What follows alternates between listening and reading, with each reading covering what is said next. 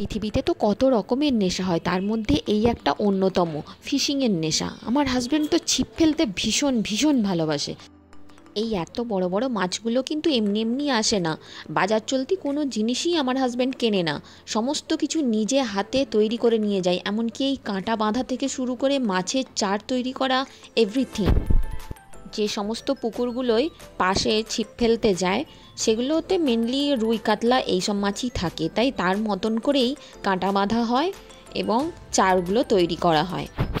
এরপর চলছে মাছের চার তৈরি। এগুলো ছাতুকে চেলে চেলে নিয়ে ভেজে কিছু একটা করা হচ্ছে, আমি ঠিক জানি না, আমি আগে কখনো এরকম দেখিনি তো কাউকে। তারপরে এই হচ্ছে মাছের পোলাও, নানা রকম মশলাপাতি দিয়ে তেল ঘি দিয়ে চালটাকে ভাজা হচ্ছে, ভাজার পরে এই সমস্ত চটকানো হচ্ছে। এছাড়া আরও অনেক কিছু থাকে, আমি অত ঠিক জানি না, অনেক রকম মশলাও থাকে, আমি তো সেই মশলাগুলোর নামও শুনিনি। এই ছোট ছোট কৌটোতে নানা রকমের সব মশলাপাতি, ওদের সমস্ত জিনিসপত্র আছে।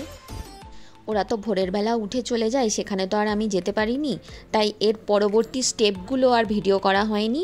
তাই একদম সরাসরি ছিপ ফেলে আসার পরে এই এতগুলো মাছ হয়েছে সেগুলোই একদম ফাইনালি ভিডিও করছি। মাছগুলো সবই রুই কাতলা, এক একটার ওজন প্রায় 3.5-4 কেজি।